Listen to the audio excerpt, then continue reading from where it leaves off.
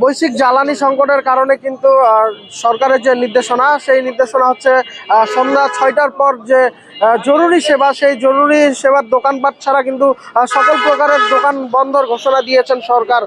তবে আমরা ঠাকুরগাঁয়ে কিন্তু দেখছি ভিন্ন চিত্র। ঠাকুরগাঁয়ে কিন্তু সরকারের যে সেই নির্দেশনা কিন্তু কেউ মানছে না। আমরা যদি দেখাই, আমরা কিন্তু এই মুহূর্তে রয়েছি ঠাকুরগাঁওয়ের যে ব্যস্ততম নগরী ঠাকুরগাঁও চৌরাস্তা গোলচত্বর এলাকায় যে ব্যস্ততম একটি মার্কেট, সেই মার্কেটের কিন্তু সব দোকানগুলোই খোলা রয়েছে এবং যে আলোকসজ্জাও কিন্তু রয়েছে। আমরা যদি দেখাই যে প্রতিদিনের মতনই কিন্তু চলছে ব্যবসা এবং দোকানপাট কিন্তু সবই খোলা রয়েছে এবং সরকারের যে নির্দেশনা রয়েছে শুধু জরুরি সেবা বাদে সকল প্রকারের দোকানপাট কিন্তু বন্ধ থাকবে, সেই নির্দেশনা কিন্তু কেউ মানছে না আমরা যেমনটি দেখেছি। তবে বিভিন্ন মার্কেটগুলো কিন্তু এখন পর্যন্ত খোলা রয়েছে। আমরা দেখাচ্ছি আপনাদের ঠাকুরগাঁও জেলার যে চৌরাস্তার যে মার্কেটগুলো রয়েছে সেই মার্কেটগুলো কিন্তু আমরা দেখাচ্ছি আপনাদের যে এখন প্রায় 6:30টার মতো কিন্তু ঘড়ির কাঁটায় বাজে। এখনও কিন্তু রয়েছে সকল দোকানের লাইট এবং ফ্যান এবং এসিও কিন্তু আমরা দেখেছি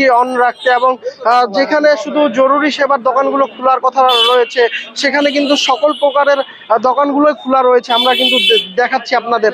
তো আমরা যদি আরেকটি বিষয় জানিয়ে রাখি যে বৈশ্বিক যে তেল জ্বালানির সংকট, সেই সংকটের কারণেই কিন্তু এই যে সরকারের যে ঘোষণা 6টার পরেই কিন্তু দোকান বন্ধ। তবে আরেকটি বিষয় জানিয়ে রাখি, ঠাকুরগাঁও জেলায় কিন্তু no fuel card no fuel এটিও কিন্তু ঘোষণা করেছেন ঠাকুরগাঁও জেলা প্রশাসক।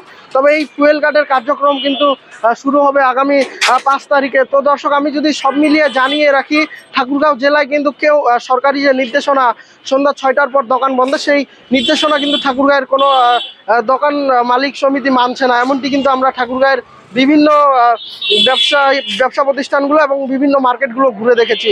তো দর্শক, এই ছিল ঠাকুরগাঁয়ের সর্বশেষ তথ্য। Mohammad Habib, RC TV, Thakurgaon.